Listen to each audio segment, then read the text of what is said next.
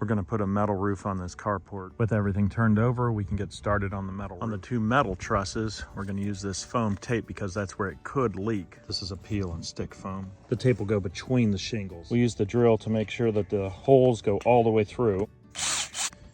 Center the shingle, line up the holes. This fastener is a little bit challenging. You've got to put it down with the right tension. These are self-starting. We'll zip it down until it's just snug.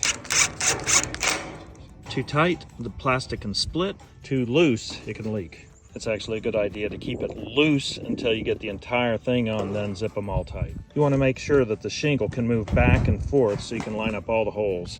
Self-starting means there's a drill bit at the end of the screw, so it'll actually enlarge the hole and then the threads engage. We'll place the foam on the shingle itself. Place it along the edge right here.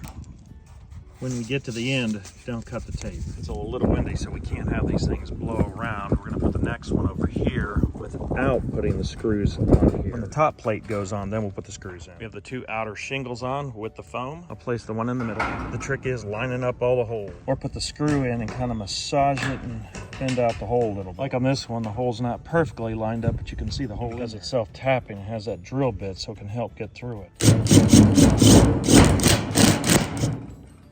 We'll work down the direction where the foam is.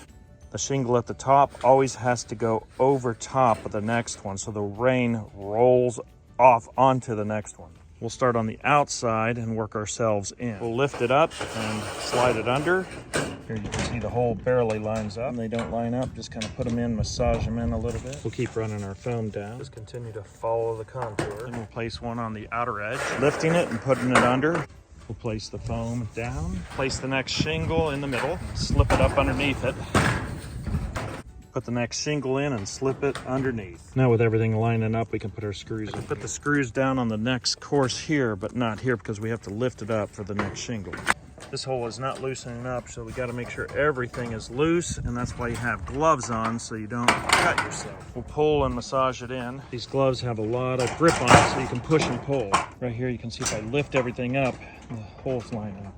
Here, as we get to the bottom, we're going to put a shorter panel on. Slide it underneath. Keep lifting and massaging till the holes line up. Now that we're a little higher up, we can start to tighten the ones at the top up a bit. We'll use a longer one to go around the bend. Keep pushing and massaging to line up all the holes. Wrap this one around the corner. I'll pull the tape down. Now that we're at the edge, we can go ahead and tear it off. We'll put on our last piece here. We'll tighten it up around the curve. We'll start the tape on the other side. Put the tape right at the edge of the other tape. If you have a hole that's not lining up and you see one over here that does line up, get that one first.